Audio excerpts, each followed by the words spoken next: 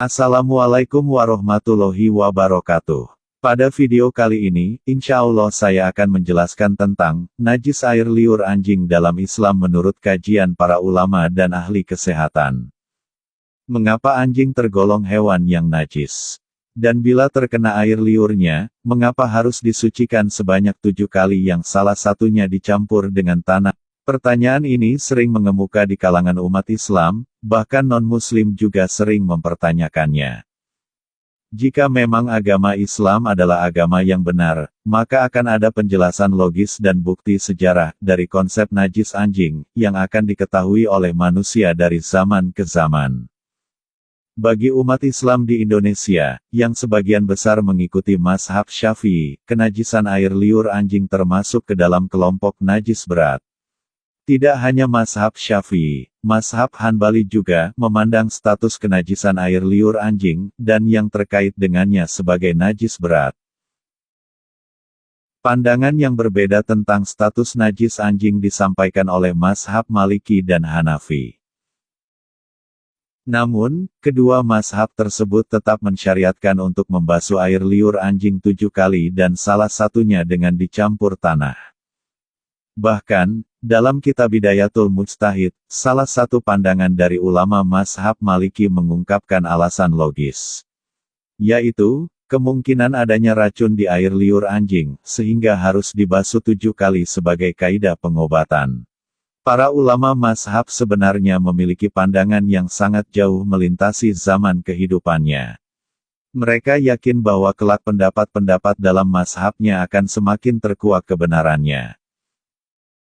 Meskipun ada perbedaan, banyak sekali hikmah yang dapat diperoleh sehingga memberikan solusi atas permasalahan yang dihadapi oleh kaum muslimin.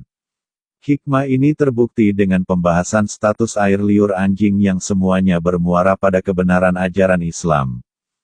Sekadar contoh, status kenajisan anjing dalam mazhab Syafi'i dan Hanbali ternyata dikuatkan oleh sains modern. Sebagai landasan ilmiah, sebuah syarah kitab dari mazhab Hanbali memaparkan alasan logis kenajisan anjing tersebut. Kitab itu berjudul Ihkamul Ahkam Syarah Umdatul Ahkam yang ditahqiq oleh Ahmad Muhammad Syakir. Ternyata ada catatan kaki yang menjelaskan landasan ilmiah kenajisan anjing dari sisi kesehatan. Hadits Rasulullah Shallallahu Alaihi Wasallam dari Abu Hurairah yang dijelaskan dalam kitab tersebut berbunyi. Artinya, apabila anjing minum dari wadah salah seorang di antaramu, maka basuhlah 7 kali. Dalam riwayat Muslim, yang pertama dengan debu. Hadits di atas sangat jelas menyatakan bahwa perkakas atau bejana yang disentuh atau dijilat oleh anjing dianggap najis dan kandungan di dalamnya juga menjadi najis. Sehingga harus dibuang. Lebih lanjut dikatakan bahwa perkakas itu harus dicuci 7 kali dengan air, yang salah satunya dicampur dengan debu atau tanah. Mengapa peralatan itu harus dicuci 7 kali, dan apa hikmah di balik pencucian dengan debu atau tanah?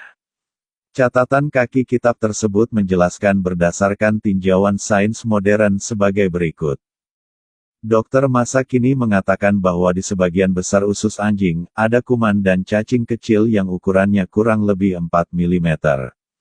Cacing ini keluar dari usus bersamaan dengan kotoran dan menempel pada bulu di sekitar anus. Saat anjing membersihkan tempat ini dengan lidahnya, lidah itu akan kotor dengan organisme ini. Jika seekor anjing menjilati panci atau seseorang mencium anjing itu, seperti yang dilakukan wanita Eropa dan Amerika, kuman ini dipindahkan dari anjing ke panci atau ke mulut wanita itu dan kemudian ke perut. Organisme ini terus bergerak, dan menembus ke dalam sel darah sehingga menyebabkan banyak penyakit mematikan bagi manusia. Karena deteksi kuman ini tidak mungkin dilakukan tanpa tes mikroskopis, syariat hukum Islam menyatakan air liur anjing sebagai najis dengan perintah umum, dan apapun yang tercemar air liur anjing harus dibersihkan 7 kali, yang pada suatu waktu harus dengan tanah untuk memastikan kesuciannya. Saat ini, organisme yang disebut kuman dalam air liur anjing terbukti banyak sekali.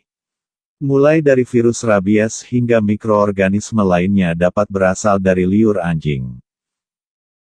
Sedangkan cacing yang dimaksud dalam kutipan di atas adalah cacing pita, yang bisa terbawa oleh jilatan anjing dari daerah anusnya ke daerah lain dari tubuhnya.